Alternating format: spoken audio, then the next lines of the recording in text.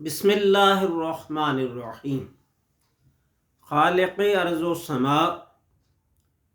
اللہ تبارک و تعالی کا فرمان ہے، تلک الایام نداولها بین الناس،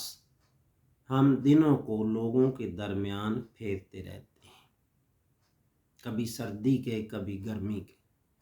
کبھی اچھے کبھی برے، کبھی خوشحالی کے کبھی بدحالی کے، کبھی ذلت و رسوائی ہوتی ہے تو کبھی عزت ملتی ہے، سربلندیاں ملتی ہیں، اقتدار و اختیار حاصل ہوتا ہے۔ اسی طرح کبھی انسان کو شہرت ملتی ہے، مقبولیت حاصل ہوتی ہے،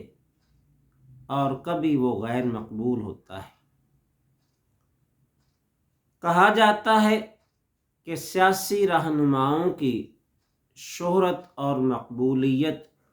حسن جانہ کی طرح ہوتی ہے،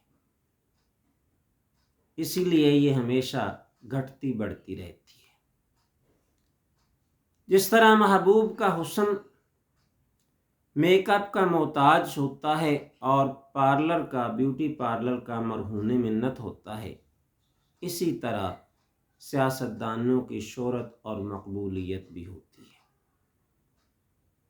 کوئی بھی میک اپ کرنے والا شخص یا کرنے والی خواتین در حقیقت یہ تسلیم کرتی ہیں کہ ان کے حسن میں کوئی کمی ہے، کیونکہ میک اپ کا مطلب کمی پوری کرنا ہوتا ہے، اور اس کمی کو بہت شد و مد سے پورا کیا جاتا ہے۔ میک اپ کی کئی تہیں جما جاتی ہیں اور پھر انسان کچھ سے کچھ بن جاتا ہے۔ اسی طرح سیاستدان بھی اپنے چہرے پر کئی طرح کے میک اپ، کئی طرح کے خول اور نقاب سجا کر لوگوں کے سامنے آتے ہیں، در حقیقت وہ کچھ ہوتے ہیں، لیکن الیکشن کے دوران کچھ اور ہی بن کر نظر آتے ہیں۔ تو ناظرین کرام، اگر اللہ تعالی حسن عطا فرمائے تو پھر میک اپ کی ضرورت نہیں ہوتی، نہیں محتاج زیور کا جسے خوبی خدا نے دی۔ جسے اللہ تعالی خوبی عطا فرمائے، جسے اللہ تعالی حسن بخشے، وہ زیورات کا، لباس کا اور میک اپ کا محتاج نہیں ہوتا، بلکہ لباس و زیورات پھر اس کے محتاج ہوتے ہیں۔ نہیں محتاج زیور کا جسے خوبی خدا نے دی، کہ جیسے خوش نما لگتا ہے چاند بن گہنے۔ تو اگر اللہ تعالی حسن عطا فرمائے تو پھر وہ حسین شخص یا حسین عورت جو لباس بھی پہن لے وہ لباس سج جاتا ہے۔ اسی طرح سے اگر کسی سیاستدان میں اعلیٰ صلاحیتیں ہوں، ذہانت و فطانت ہو، وہ بہت اچھا منتظم ہو، ملک و قوم کی رہنمائی کرنے کی صلاحیت رکھتا ہو، قوم کو مشکلات سے نکال سکتا ہو، بدحالی کے بھنور سے نکال سکتا ہو اور اس کو خوشحالی کی راہ پر ڈال سکتا ہو، ملک و قوم کو مضبوط بنا سکتا ہو، تو پھر اسے کھوکھلے نعروں اور فضول قسم کے بیانیوں کی ضرورت نہیں ہوتی، نہ ہی اسے پھر اپنے جلسوں کو میوزک سے سجانے کی ضرورت ہوتی ہے، نہ ہی اسے دیگیں پکانے اور بریانیاں بانٹنے کی ضرورت ہوتی ہے، نہ ہی لوگوں کے ساتھ جھوٹے اور غلط وعدے کرنے کی ضرورت ہوتی ہے، بلکہ اس کی کریڈیبلٹی کو عوام دل سے تسلیم کرتے ہیں اور اسے اقتدار کی مسند تک پہنچاتے ہیں۔ پہلے سیاسی تجزیہ کار یہ کہا کرتے تھے کہ اقتدار تک پہنچنے کے لیے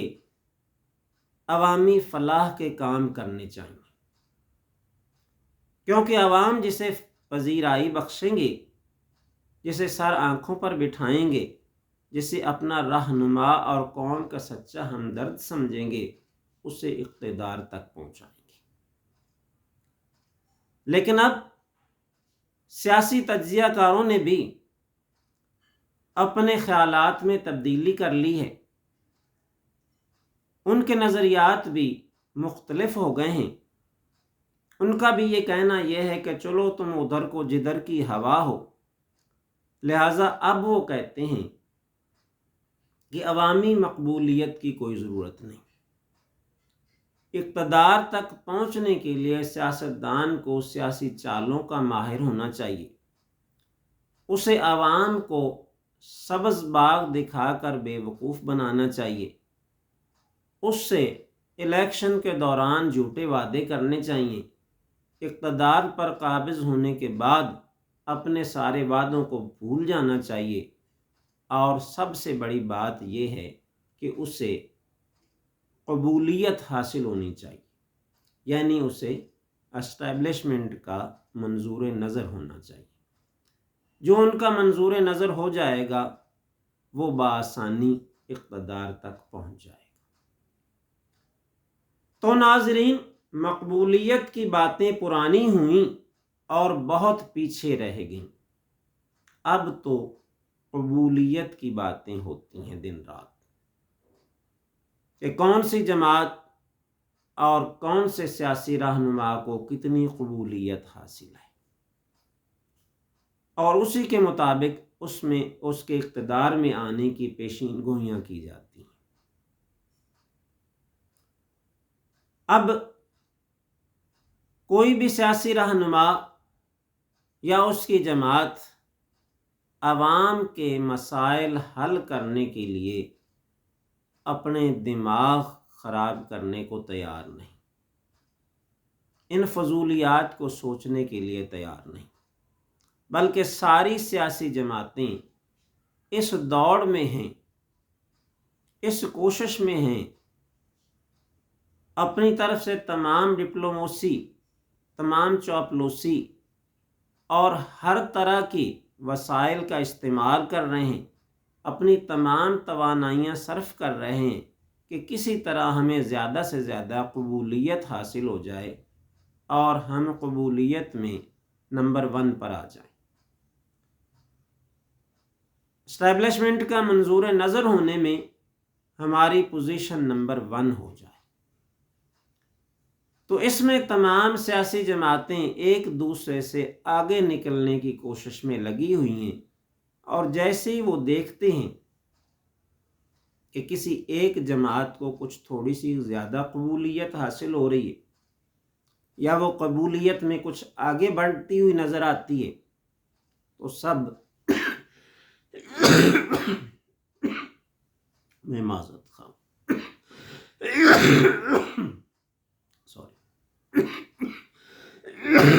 تو سب فوراً لیول پلینگ فیلڈ کا راگ الاپنے لگ جاتے ہیں۔ جب دیکھتے ہیں کہ کوئی جماعت قبولیت میں آگے بڑھ رہی ہے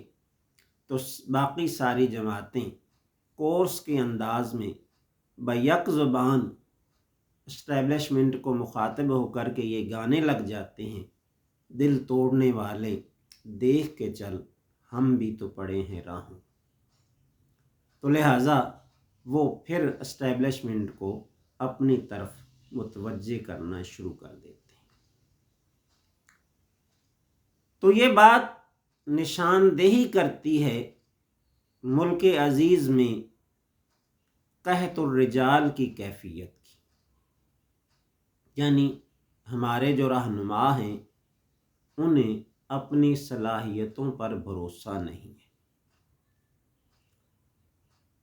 وہ اپنی صلاحیتوں سے نہ اقتدار حاصل کر سکتے ہیں، نہ اسے برقرار رکھ سکتے ہیں، اور نہ ہی عوام کی فلاح و بہبود کے کوئی کام کر سکتے۔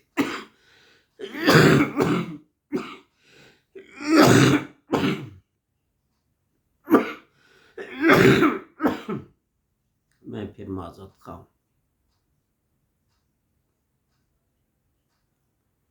وہ نہ عوام کی فلاح کے کوئی کام کر سکتے ہیں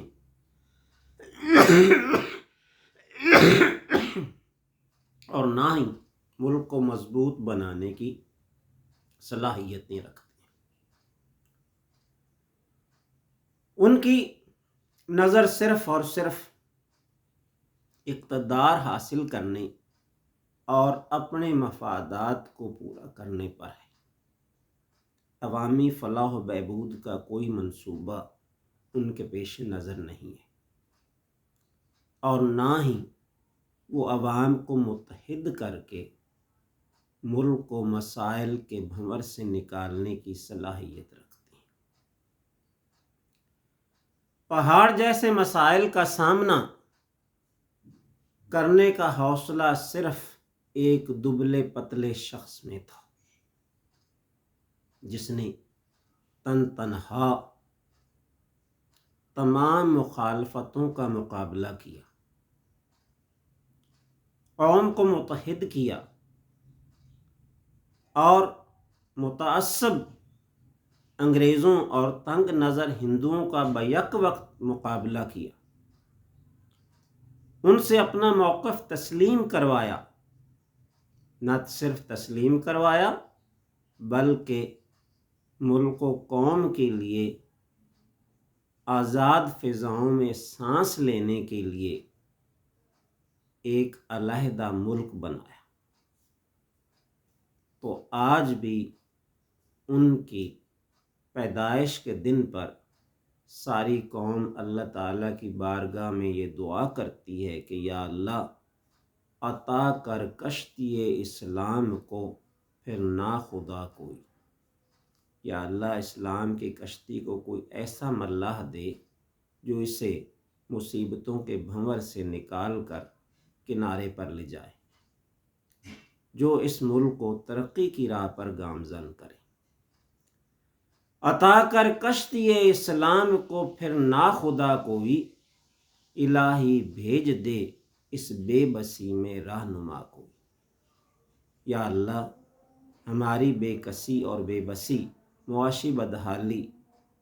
اور ہر طرح کی پریشانی کو دور کرنے کے لیے اس الیکشن میں ہمیں کوئی ایسا رہنما عطا فرما دے جو قوم کے زخموں کا مداوع کر سکے، جو بربادی کو آبادی میں تبدیل کر سکے، جو بدحالی کو خوشحالی میں تبدیل کر سکے، جو ہمیں اقوام عالم کے درمیان عزت دلا سکے، جو پاکستانیوں کو سربلند کر سکے اور اسلام کے نام کو سربلند کر سکے۔ آمین۔ تو وطن عزیز میں اب پھر الیکشن کا انعقاد ہونے والا ہے۔ یوں سمجھے کہ وہی ظلم جو ہر الیکشن میں اور ہر الیکشن کے بعد ہوتا آیا ہے، اس کو نشر مقرر کے طور پر، ریپیٹ ٹیلی کاسٹ کے طور پر پیش کیا جانے والا ہے۔ اب آپ دیکھیں گے کہ ہر طرف بھرپور کوشش ہوگی جائز اور ناجائز طریقے سے اقتدار پر قبضہ کرنے کی۔ نہ کوئی اصول ہوگا، نہ کوئی ضابطہ ہوگا، اور اگر کوئی ہوگا بھی تو اس پر کوئی عمل نہیں کرے گا۔ ہر طرف ووٹوں کی خرید و فروخت ہوگی، لڑائیاں جھگڑے ہوں گے، فسادات ہوں گے، ملک و قوم کے، اس غریب ملک کے اربوں روپے برباد ہو جائیں گے، بہت سے غریب بیچارے زخمی ہوں گے، اور بہت سے جیالے کہلانے والے، یوتھیے کہلانے والے اپنے آپ کو سیاسی جماعتوں کے ورکر اور جان نثار کہلانے والے بیچارے اپنی جانوں سے ہاتھ دھو بیٹھیں گے۔ کچھ بے گناہ بھی مارے جائیں گے، اور ان سب کی لاشوں پر چلتے ہوئے عوام کے خون کی سرخی ہونٹوں پر سجا کر مخصوص لاڈلے قسم کے لوگ پھر اقتدار پر قابض ہو جائیں گے۔ پھر ان کے لیے مسند اقتدار سجے گی، اور پھر وہ 5 سال کے لیے اس ملک کو لوٹنے اور عوام کو نوچنے کی اجازت حاصل کر لیں گے۔ پھر وہ آ کر مہنگائی کا طوفان لائیں گے، پھر بے روزگاری میں مرنے والے اور جگہ جگہ ذلتیں اٹھانے والے عوام کے ساتھ وہی کچھ ہوگا جو پچھلے 76 سالوں سے ہوتا آیا ہے۔ سنو دوہرا رہا ہے ظلم خونخواری کا افسانہ، سنو دوہرا رہا ہے ظلم خونخواری کا افسانہ، شہریوں کی مصیبت اور ناداری کا افسانہ۔